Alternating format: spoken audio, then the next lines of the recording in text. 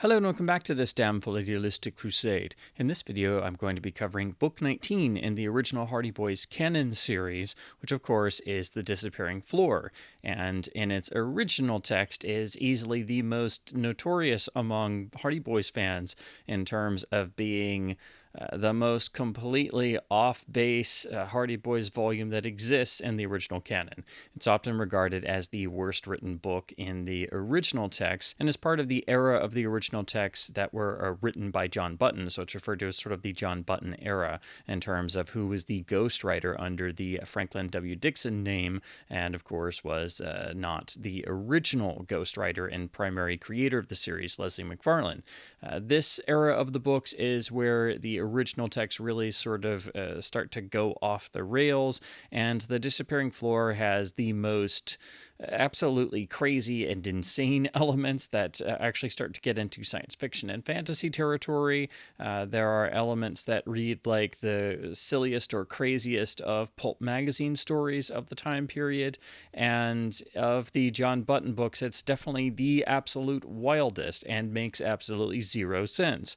So, of all the books that needed to be rewritten or revised, The Disappearing Floor is the number one book. That is, if they were only to do one book, The Disappearing Floor would be the one that needed to be done in terms of just how wild and inconsistent the original story was.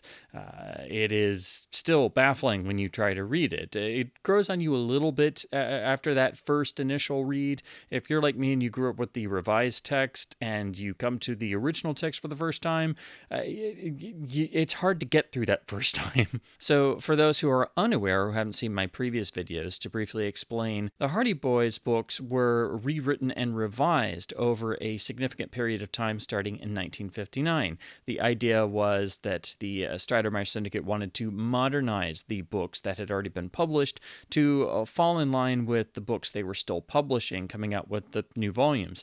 It was ostensibly to remove dated elements and also some usage of racial stereotyping and things like that that very much dated them to the original publication dates, which of course was going all the way back to 1927 with the original text of the Tower Treasure. So it made sense that they wanted to modernize some things, but it was also a means of cutting down the page count and slimming down the books, thus to make them cheaper to manufacture and make them the same size and format as the books that were currently coming out.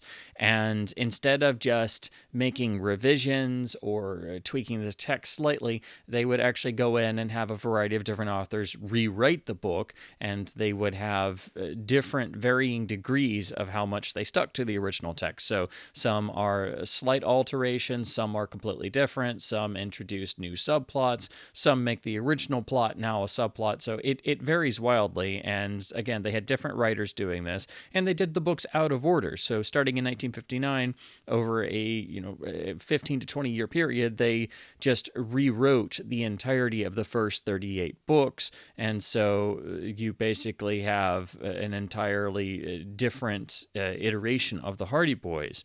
The same went for Nancy Drew, so it wasn't just the Hardy Boys that got this treatment. And so in order to actually examine each book fully, you have to actually, for the first 38, read the books back to back. That's the only way to be able to compare the books and also get the feeling of what each text is doing and how it reflects the different approaches of when they were written and what the Stratemeyer Syndicate desired at the time in terms of formatting. But you will never find a more clear-cut case of original text versus revised text than The Disappearing Floor, because again, to put it quite bluntly, the original text is insane. It's just pure crazy from start to finish. It doesn't make a lick of sense, and it's taken me years of reading the original text. I've now read it, I'd say, at least 5 to 10 times for it to actually kind of sort of make some sense. It's a completely wild book, and if you can get on board with that sort of wildness, then, it will definitely have its charms. And I know some people grew up with the original text and prefer it to the revised text for that reason. But again, it does not make a lick of sense. It's just completely off the rails. It is the wildest, craziest, most baffling Hardy Boys book in the original canon, original and revised text combined. There's nothing else that comes close. So John Button was the writer for the original text and was given the outline by the Stratemeyer Syndicate, and this does build on the increasingly crazier and wilder pulp elements that we saw in books 17 and 18 that he wrote. So this is just following suit, but everything is ramped up to full 100% crazy in Disappearing Floor. This, of course, was released in 1940 in terms of the original text, and does at least feature a disappearing floor. You have to wait till most of the book is over to actually get to said disappearing floor, but it's really a bit of a misnomer, because really it should have been elevator room inside of a tricked out mansion full of science fiction gadgetry run by a crazy old inventor guy who seems to have definite mental health issues and maybe also multiple personalities and amnesia, and is also completely insane.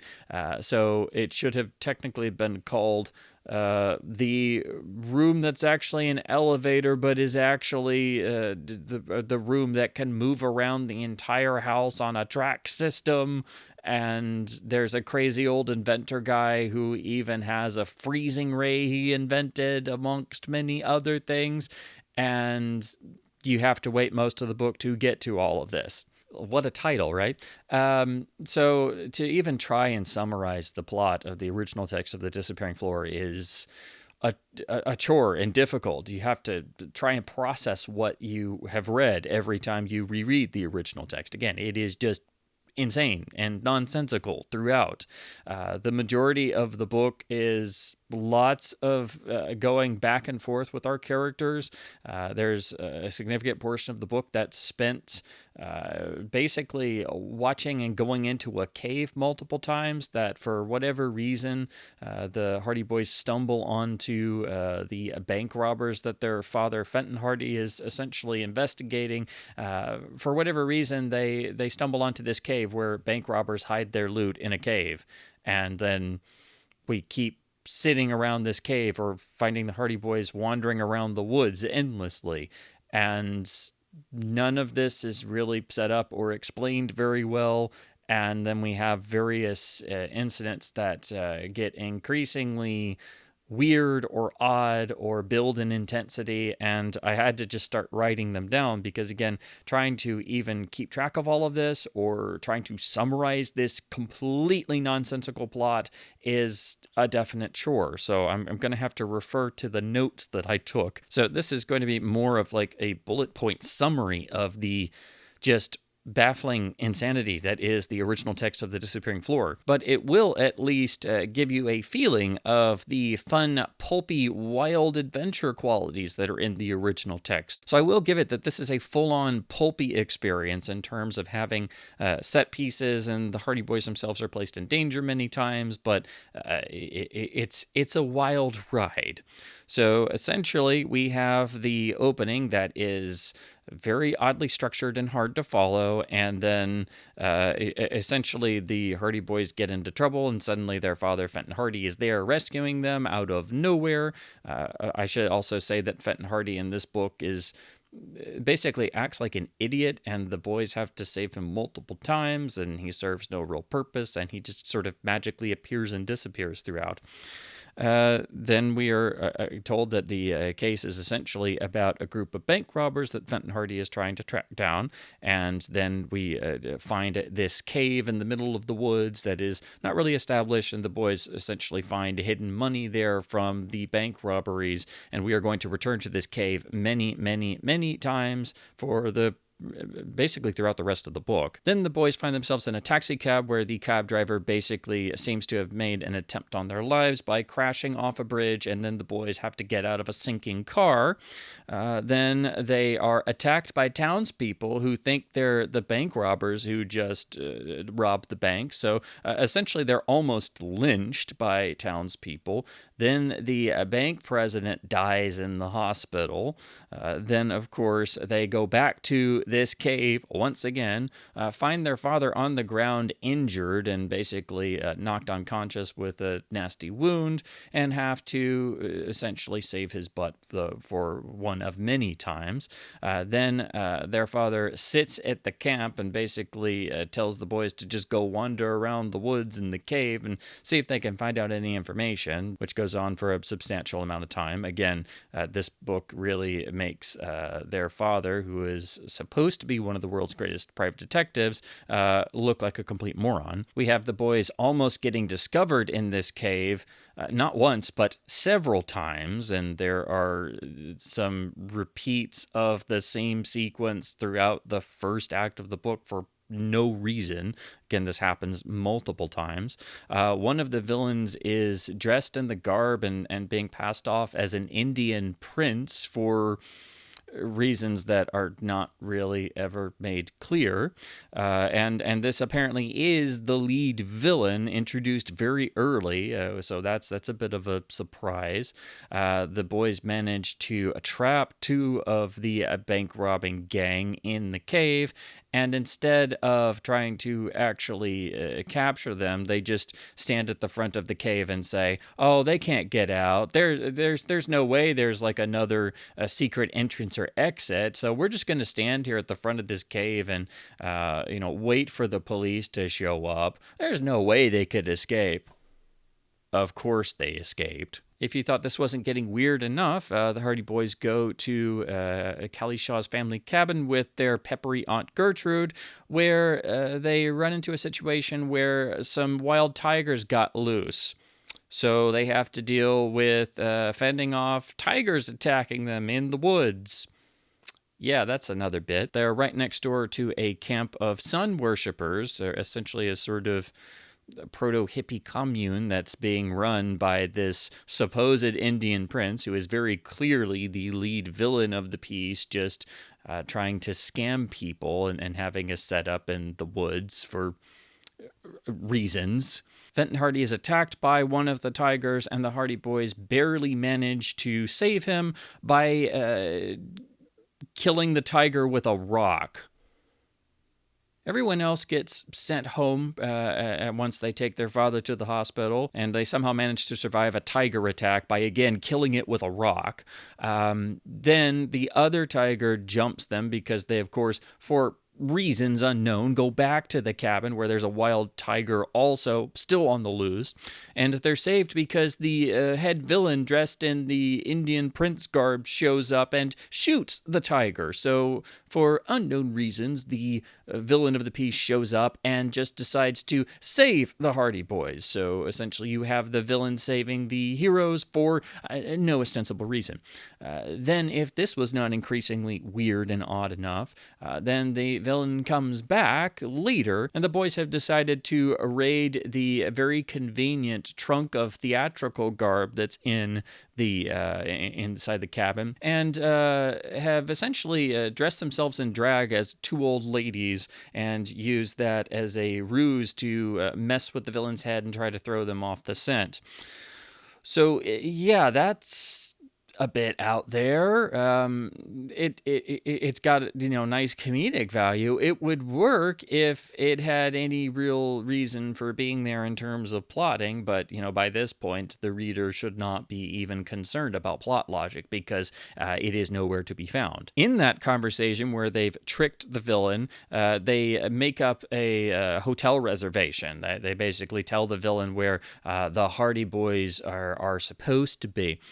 And then in the supreme, unbelievable logic of this book, the Hardy Boys, after they have successfully tricked the villain, decide to actually go to the hotel that they said they had a reservation for but really didn't. So basically, they set a trap for the villain to distract him, and then decide to put themselves into their own trap. None of this makes any sense. So the Hardy Boys go to this town. They go to the hotel they named in their ruse to trick the villain, and they know that the town bank is going to be robbed. So what do? They sit there for days and just sit around, and then eventually, of course, the bank just happens to get robbed. We then cut to someone getting away from the bank robbery, and they just happen to decide to stop and bury a bunch of loot in a cemetery. Because reasons. The boys give chase after they rent a car and then get a flat tire in a rainstorm and see somebody burying something, and it turns out to be the Indian prince, who is actually revealed to, of course, as we already know, be the lead villain Duke Beeson, if I'm pronouncing that correctly. This essentially happens near or just outside this weird old mansion, which, of course, is the gadget-filled house of Adar, who is the old man crazy inventor who is also completely certifiable. This is how we finally get to the creepy old crazy inventor guy with all the science fiction gadgetry and weird stuff in this crazy old mansion, but it's taken us to about page 96 to get to this point. So this is our first introduction to the weird old mansion, which potentially has the disappearing floor of the title. And this has no connection to the case whatsoever, to the bank robbers or anything. It's just because the Hardy Boys happen to capture the head of the gang, and there's a really bad rainstorm, so then they manage to sort of bluff their way into this creepy old mansion with this crazy old inventor guy. Once they're inside the house, essentially the Hardy Boys are hit with a freezing ray, and then they wake up in a rowboat out in the middle of a lake or river or something 36 hours later, and they finally managed to get home, and everybody says they just dreamed it up. But they get a bomb threat against the house from the bank robbing gang, because apparently their leader is still missing, who was last seen in that crazy old house with the Hardy Boys. This means the rest of the book is primarily the Hardy Boys continually going back to this house and then trying to get inside, and then also getting thrown out several times and dealing with all of the crazy inventions of Old Man Adar. And finally, they do get inside for an extended period of time with members of the gang as well. And then it's them essentially dealing with the fact that they're in this house full of crazy science fiction inventions with an old man who thinks they're either out to get him or his inventions or steal his inventions, or that they're actually ghosts. And also then he'll randomly be perfectly fine and a great charming host, and he's essentially insane and has character shifts at the drop of a hat, sometimes within the same sentence, and it's impossible for the reader to get a clear grounding in terms of what's going on, why they're supposed to care, why are their gang members also involved in this, who get sort of split off for extended periods of time, and we don't know what's going on with them. Characters continually get hit with a freezing ray, and so they're out of the plot for a while, and then they're revived, and then they're frozen again, and you just don't know where you stand. Then we have continual events with other characters sort of wandering around and wondering what happened to the Hardy Boys. And to list some of the further events that happen throughout the rest of the book, we have a ghostly figure that continues to appear outside the mansion walking around.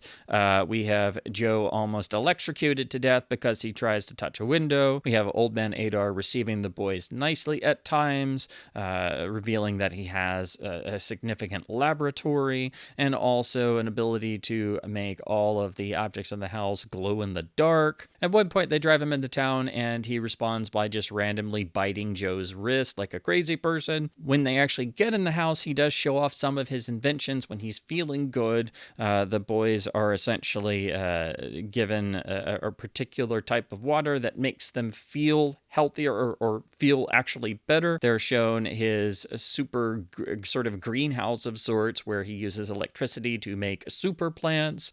Also where he has a supercharged chicken coop where his chickens can lay an insane amount of eggs. Shows them his invented bug zapper, essentially. Has the entire house wired so he can eavesdrop on the boys. Has a fully automated electronic kitchen to cook meals for people. We find that the gangsters are still frozen inside the house, and they get unfrozen again. Then, of course, they leave because reasons. Again, I'm just having to read the notes I took because you can't keep track of all of this when you're trying to read this book. They decide to try and leave again, but their car engine literally explodes, and so they decide to just go back to the house, and the door is open, and then they just go to sleep and wake up to Adar bringing them breakfast like they're at a bed and breakfast, because why not, I guess. The gangsters show up again and have a fight with Adar, who uses a force field generator to repel them. Finally, Beeson, the leader of the gang members, is essentially caught, and Adar, with the boy standing next to him, throws a couple switches and has a giant machine that's full of spinning blades come down out of like the ceiling, and is like, "You will tell all, or I'm going to feed you to my giant spinning blade machine." The boys are basically horrified and say, "You can't kill this man in cold blood." So of course he turns on them and then threatens them with the giant spinning blade machine. We are then told a figure outside the house sees the blown up car and thinks, "My boys are dead forever." And we realize that it's the completely moronic Fenton Hardy of this particular story, who just happened to be wandering around outside this house and saw a blown up car that he knew his boys had been driving, and just doesn't even try to look for them further, just goes, "Oh no, my boys are dead, I'm gonna walk away now." Adar disappears through one of the house's many secret passages, and the boys can't find him, and then are trying to figure out where he went. They don't try to figure out how to get out of this crazy house full of all kinds of weird gadgetry. They just keep going further into it, and they are still being threatened by the giant spinning blade machine of death. Gangster Beeson is basically forced to tell every bad deed he ever did, because Adar also has a machine that makes people essentially tell whatever truth they are asked, and so he basically stands there and even reverts to telling every bad deed he did as a child. Since we didn't have too many random coincidences, it's revealed that Aunt Gertrude actually knew Adar when they were at school together. She sort of knew of him, so the boys call on her to sort of talk to him and basically kind of talk him down at points because, again, we didn't have enough random coincidences. Suddenly, Fenton Hardy, the boy's friend Chet Morton, and Aunt Gertrude show up, and the room with the gangsters is empty. This happens many times. Adar is described as a wizard at one point and gets angry all the time and just tells everybody to leave. After they leave, the boys then fly to a different city simply to try and find a book on electricity that they think Adar will like, to then hopefully get him to tell them more things for reasons. They then spot one of the gang members randomly and follow him into an amusement park, and this goes nowhere. The rest of the book takes place entirely inside the crazy old mansion, where we are treated to the boys finding and losing the various gang members multiple times.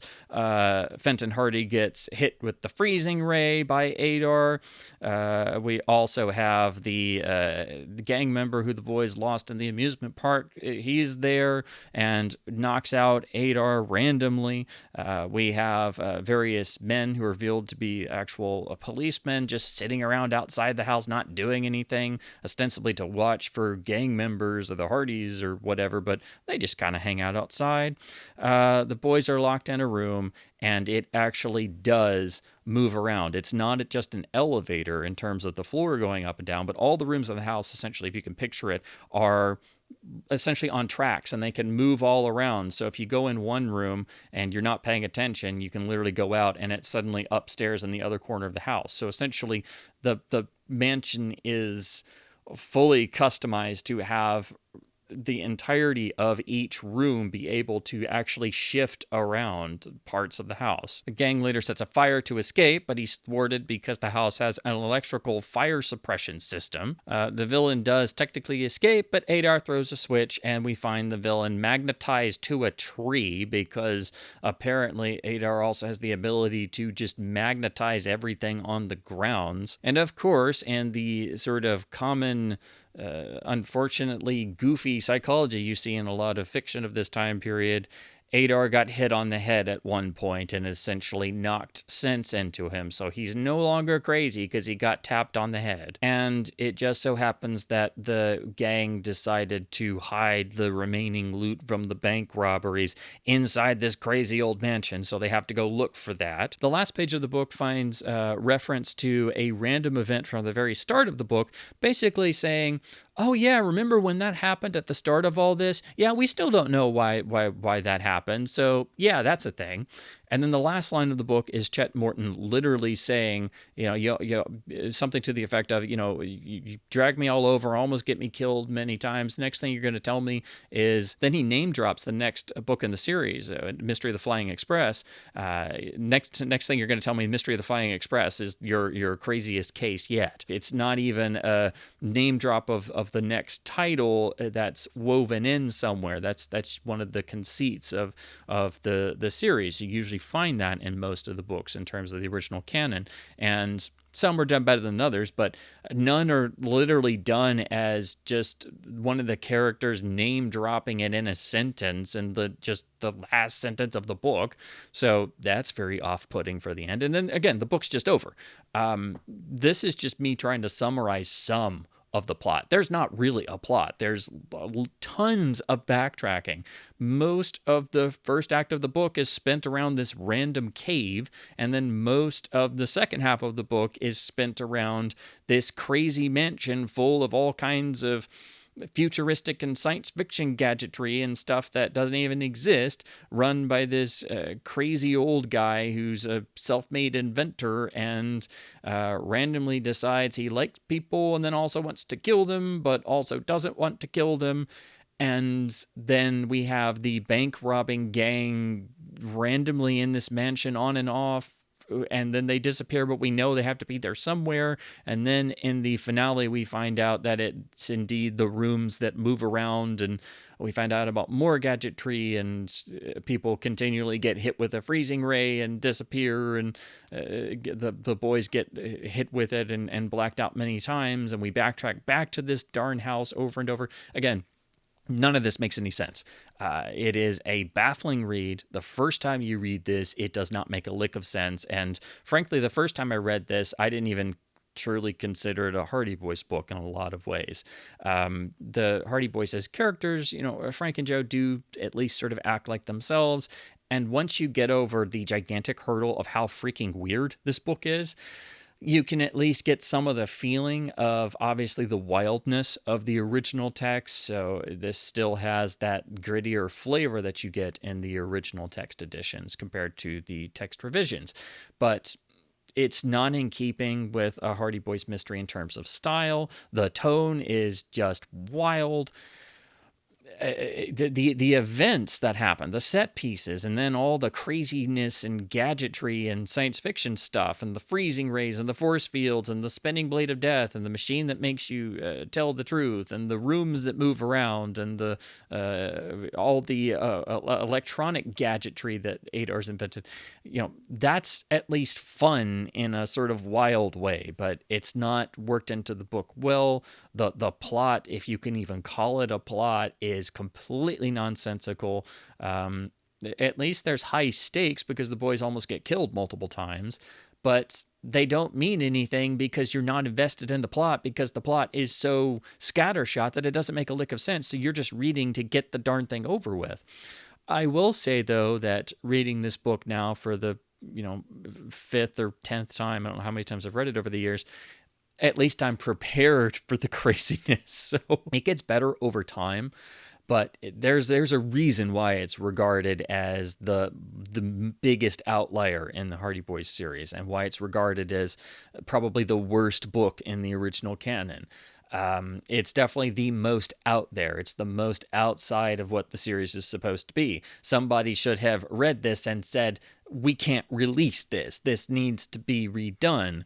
Or better yet, somebody should have not given John Button a freaking crazy outline. So I can't really blame John Button, although I don't think he was among the best of the writers in terms of the Hardy Boys ghostwriters. So he had to work with what he was given, and he was given, frankly, a completely crazy outline that should not have been submitted in the first place. So the original 1940 text of The Disappearing Floor is a head-scratchingly baffling read. It is completely baffling. It doesn't make a lick of sense. And the only enjoyment you're going to get out of it is the wildness of it being an original text from 1940, having this sort of pulp flavor to it, having a longer page count, so it's not focusing more on action and a faster pace like the revised text. But because it's a longer book, because it's an original text edition, it meanders like crazy. And we're constantly backtracking to the same two locations. And when it's not some crazy set piece or some crazy science fiction gadgetry or the boys almost dying, everyone acts like an idiot in this book. And nothing makes sense. So it's an extraordinarily frustrating read. And if you've never read it before, I can completely understand if you don't finish it. The first time I read this, it was a real chore. That being said, I don't know if I'd actually say it's my least favorite of the original text, because I've read every original text at least twice before doing this reread. Some I've read more than others.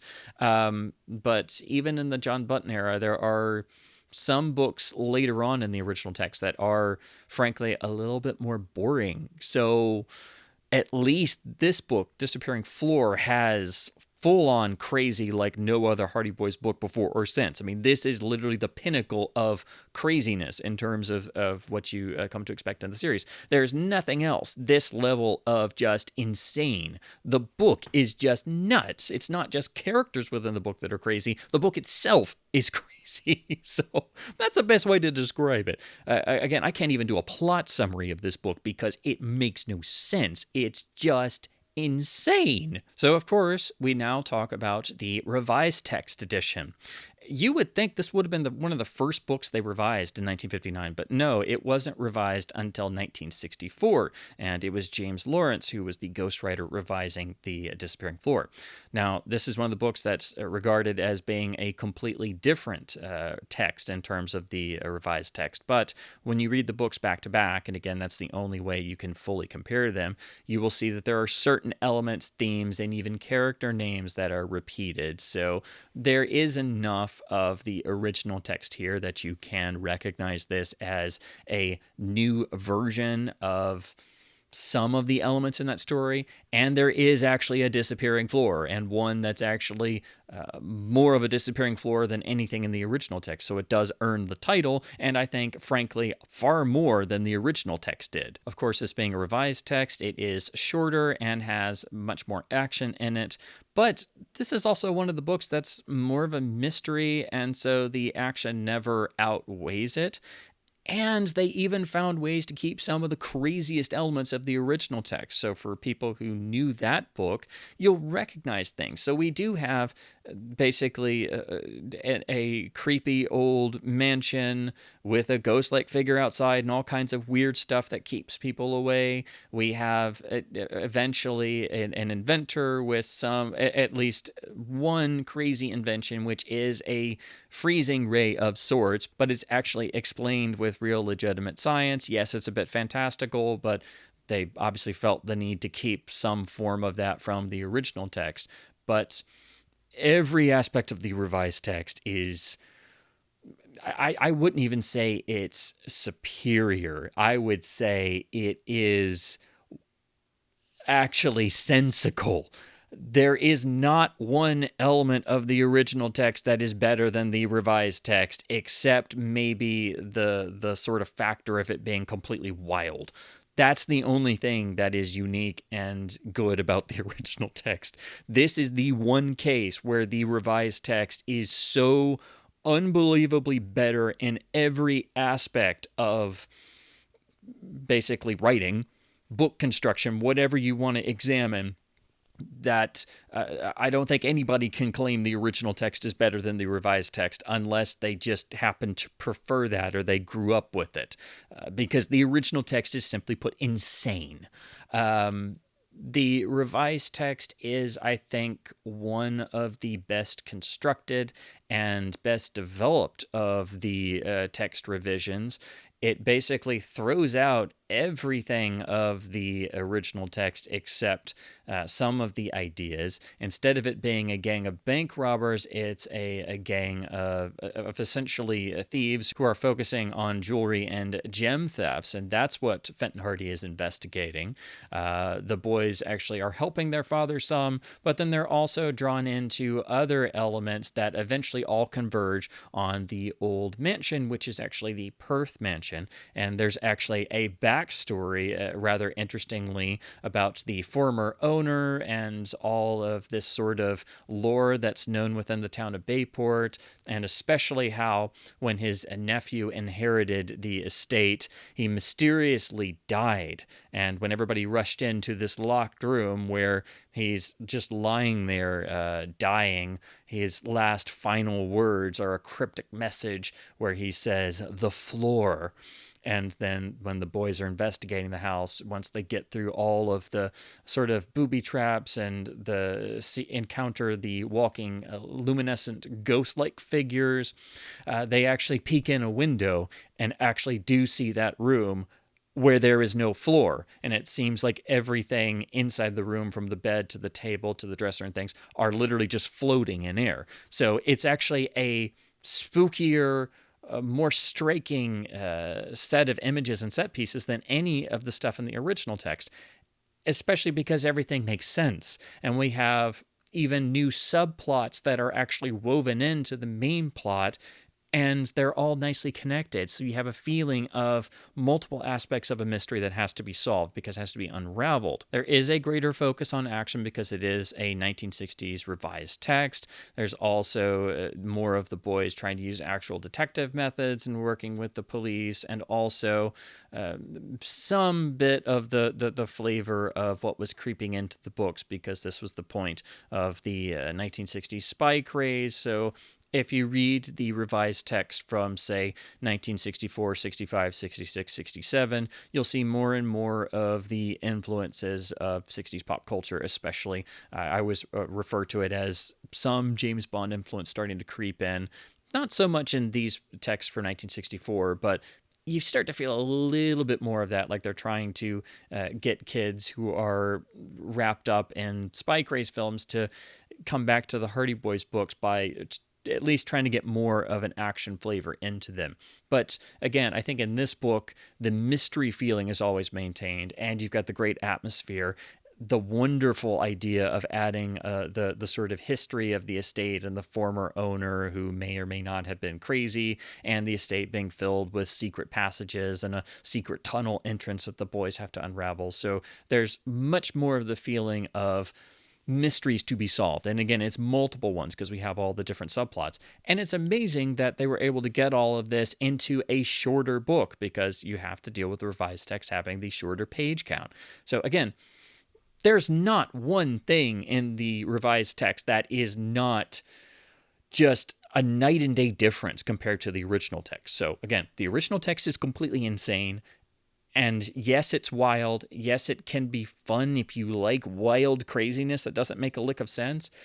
But the revised text is a real book that actually makes sense, is well written, well constructed, and keeps enough elements to still be able to be called The Disappearing Floor and be essentially a reworked version of the original. But they basically throw out all the crazy and actually manage to have a more striking central concept, multiple subplots, a better mystery overall, a better reading experience for sure, because it actually makes sense and it's enjoyable. Our characters don't act like idiots throughout. We're not continually backtracking to the same places for no reason. And on top of that, if all of that wasn't enough, there's actually a real disappearing floor in this book, whereas in the original, there kind of was, but it's not really focused on, and I wouldn't have actually called the original text The Disappearing Floor. Again, I would have just called it like the Hardy Boys on crack, or the Hardy Boys in some crazy old guy's house for the second half. Weird science fiction gadgetry plus a freezing ray, the book. Again, I don't even know what I called the original text if I was trying to title it. The Disappearing Floor is a great title, but it really only fits the revised text. So again, the revised text here is the single greatest example of a revised text fixing problems in the original text. There's no greater example of this. Again, the original text is just literally insane. It doesn't make any sense whatsoever, and most people hate it. Most people don't even consider it really a true Hardy Boys book, which frankly I completely understand. But again, with time, and especially doing a back-to-back comparison read like this, I think it does grow on you a little bit, and you can recognize the elements of the series that are at least there, but it makes you all the more appreciative of how good the revised text is. So this is easily one of the best revised texts in the series, and probably the most important one, because the original text is just literally insane. Not to talk about the cover art designs, there are only two for The Disappearing Floor. The original from the 1940 release is done by the artist Paul Lawn, or Lonnie, I don't know how you're supposed to pronounce that. And this is the same event that we see depicted on the second cover. So this has the boys outside of the old mansion with the sort of glowing, luminous, ghost-like figure there. This is an event that technically happens in both texts, but here, obviously, the boys look like they're straight out of the 1940s, although they look kind of older because it looks like they're dressed in, looks like Frank's in a sort of trench coat. They both got what looks like fedoras, but, you know, it's got some nice color to it, and I like how the ghostly figure literally has the light drawn as sort of like beaming off of him, so it looks a bit more malevolent because it looks like it's coming right for them. There's a nice sort of sense of it being almost autumn-like with the changing leaves or the dead trees there. You know, so it's got some atmosphere to it, but it's also kind of bright in its coloring, and you know, this should be taking place in the middle of the night. So this cover, it doesn't really get that sort of spooky atmosphere that it should have. It's more of like a shock, but also the composition is kind of weird because the figure is almost obscured by the boys and where he's placed, and it's kind of small. The bottom of the cover is white, but it's also it's like the artist stopped painting and just handed it in, so they put the Franklin W. Dixon credit there on the bottom. But also, it's not a sort of straight across thing. We have Frank's bottom half still going, but also not finished. It's just a weird cover. It's good, you know, but also it's a bit too bright, and we've also got the sort of interim design of the actual title and logo font here at the top that we saw around this time period for the books. So we've got the title in red, and you know, again, it makes the cover image more colorful, but I just think there's too many ideas going on here. And again, the composition's kind of weird, and I don't think this would actually be the image I would have chosen to depict in terms of how freaking insane this book is. I mean, you could have chosen almost any page from this crazy book, and why we don't have anything with the old man crazy inventor and all of his crazy gadgetry, or maybe the spinning blade of death machine, or the freezing rays, or the rooms that can move around, or any of the other crazy science fiction inventions. You know, why we don't have that is beyond me. Or maybe the boys fighting a tiger with a rock, or maybe when the boys are in drag as old ladies in rocking chairs with their knitting needles, you know, something. But yeah, it's an okay cover, but like I said, I think it's just too many ideas going on, and it's also kind of got too much color for it to have much of a spooky atmosphere. The second cover is from 1962, done by John Leone. Again, it's depicting the same event, but it's modernized in terms of the boys' outfits and things. But this corrects all the issues I have with the first cover. This has the requisite spooky atmosphere. This makes the ghost-like figure look more ominous because it's just sort of in the woods there. The boys themselves look spooked. We have the moon rising over the trees in the dark woods. The actual sort of awning they're on in terms of the mansion looks old and worn down, like the mansion itself is starting to fall apart. It looks like it's overgrown. We see dead branches coming in the bottom corner. It just really has the atmosphere the first cover doesn't have. And ironically, even though this was obviously designed for working with the original text, I think it better fits the revised text, which has all of this atmosphere in spades. So this is one of the covers that you can use for either text edition, but even though it was done when the original was still around, I think it's actually better suited for the revised text. And whenever I think of the book, this is the image I think of. I even think the composition is far better, even though the figures of the boys and the ghost figure are much smaller. The composition adds to the atmosphere, and it makes the house itself look bigger and more imposing. So again, I really love everything about this cover. I would say probably the only thing that has bugged me a little bit always is that in terms of the actual contrast, it's actually it's always seemed a bit brighter, but this may be just due to how it's been printed, because I've always noticed the covers can vary wildly just depending on where and when it was printed. But this cover in particular has always been just a bit brighter in terms of the overall appearance. So maybe that's in the original art itself. Maybe that's just how it was transferred, but you'll notice when you look at different editions that every time it's the second cover artwork, it's just a little bit brighter seeming. Not that it's washed out, but it's definitely one of the covers in the series that has just a little tiny feeling of that maybe. But I do think it just wipes the floor, literally. It wipes the disappearing floor with the original cover art, which, while it's good, I think it's just kind of a bit of a mess in ways. In terms of editions in my collection, I have a really nice tweed copy, of course, without the original dust jacket. This, of course, is the original text, and we have the iconic logo from this era, of course, with the classic spine of the tweeds. Inside we have the classic brown and white end papers, and so this is basically a 1950s copy just without the dust jacket. This has the updated front piece artwork with the boys finding their father and trying to help him recover from being frozen with the freezing ray, and as you can literally see, this is what we have in the actual story of it being a literal freezing ray. So it's basically a room filled with ice, and people are essentially frozen solid and put into suspended animation. So if you didn't have enough science fiction in this book, well, you've got a literal freezing ray. And then the text block and design of the original text. And as you can see, in terms of the chapter contents, it is significantly longer, with it going over 200 pages in length.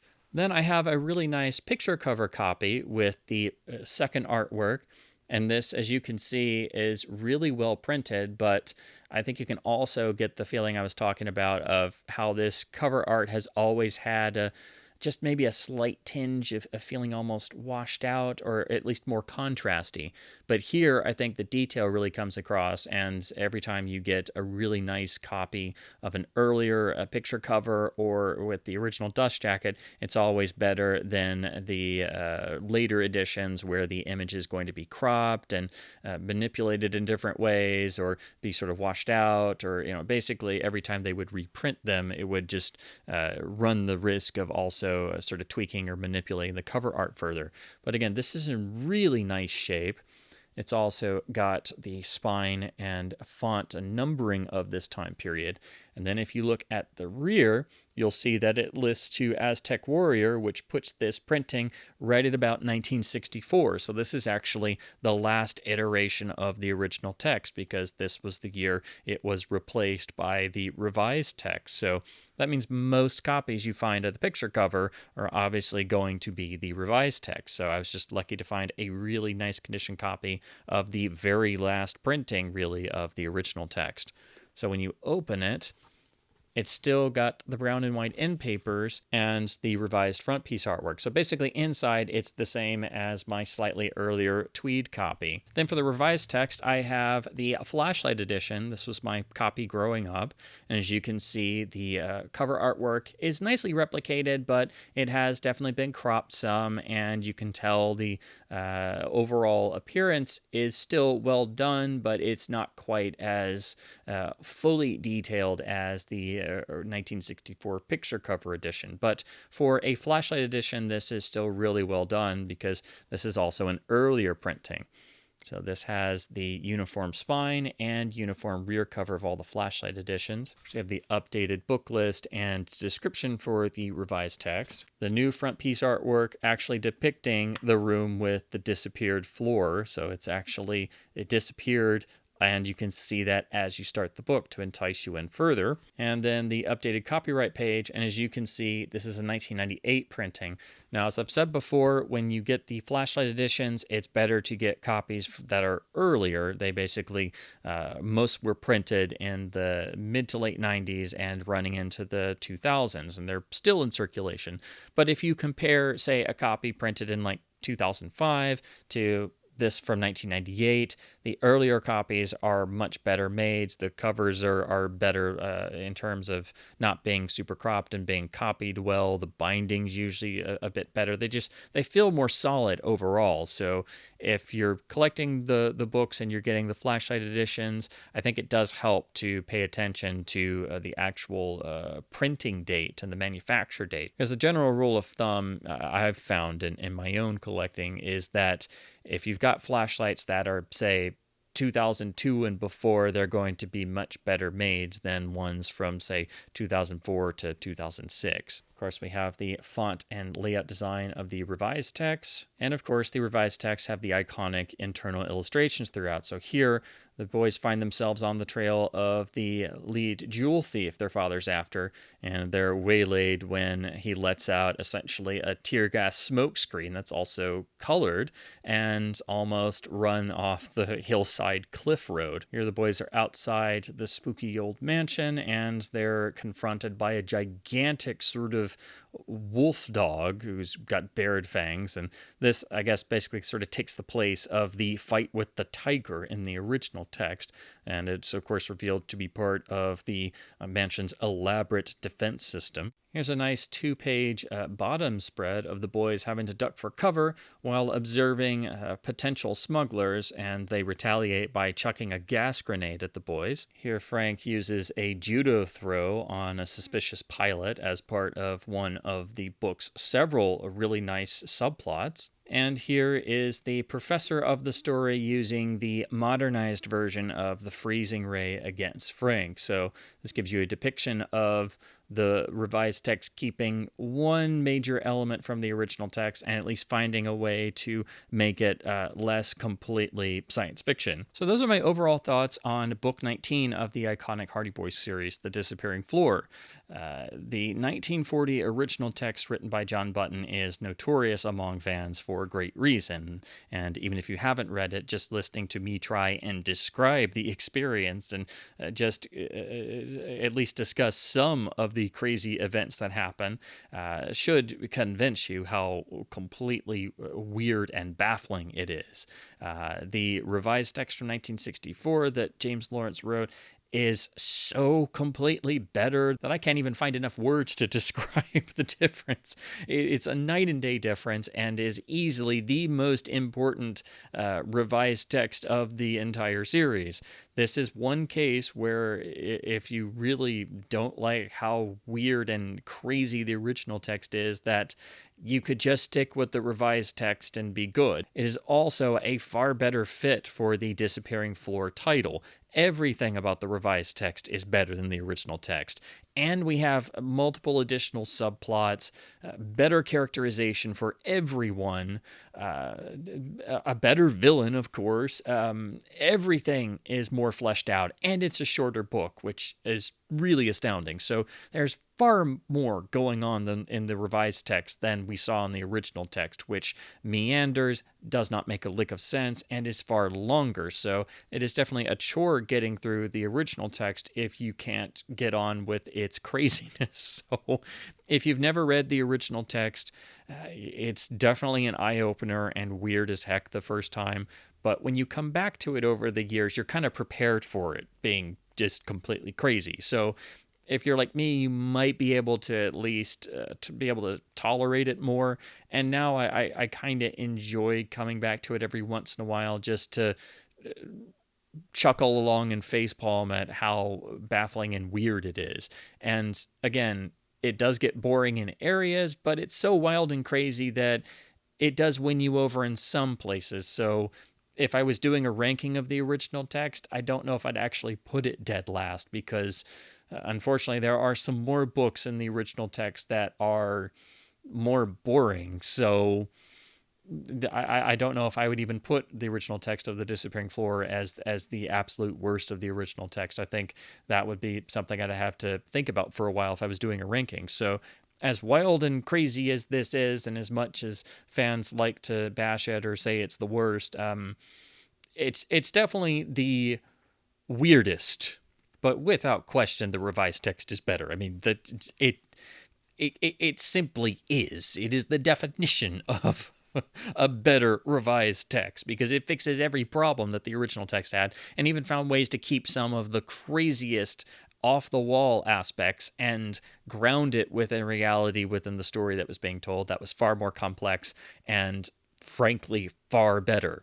So the 1964 revised text is one of the best of the text revisions, easily the most important revised text, and of all the books that needed some sort of revision or to frankly be completely rewritten, The Disappearing Floor was the most important. So thankfully it got a truly great revised text that is so superior to the original text that if you don't like how weird the original text is, you could just stick with the revised text and frankly never come back to the original text because it's just so insane. So in any case, I hope my babblings about the supreme insanity of the original text of The Disappearing Floor and the beautiful superior qualities of the revised text have been at least somewhat fun and informative.